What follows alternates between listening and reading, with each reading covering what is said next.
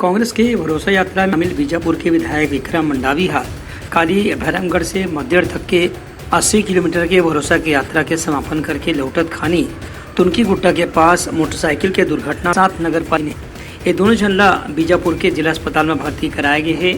यहाँ इलाज के बाद जग नहीं हो पाई तो एयर एम्बुलेंस से उनला जल्दी ही रायपुर के कोनो बड़े अस्पताल में भर्ती कराई। अति गंभीर नहीं है कि जेमा कोनो नाजुक स्थिति बन जाए। फिर डॉक्टर मन के कहने की लगातार निगरानी रखे जात और जैसे स्थिति हो ही वैसे फैसला करी जाही। ए बीच में रायपुर में भर्ती होए के ताल बाद मुख्यमंत्री घलो वहां पहुंच के विक्रम मंडावी के हालचाल पूछिन है और डॉक्टर मन ला निर्देश दीन है कि जौन भी बेहतर से बेहतर इलाज हो सके ओला उपलब्ध कराए जाए। काबर की विधायक विक्रम मंडावी के जल्द से जल्द स्वस्थ से भी कांग्रेस पार्टी पर बहुत जरूरी है और उनका सामाजिक दायरा देखत भी ऐसा बहुत जरूरी है। ब्यूरो रिपोर्ट उतलगा न्यूज।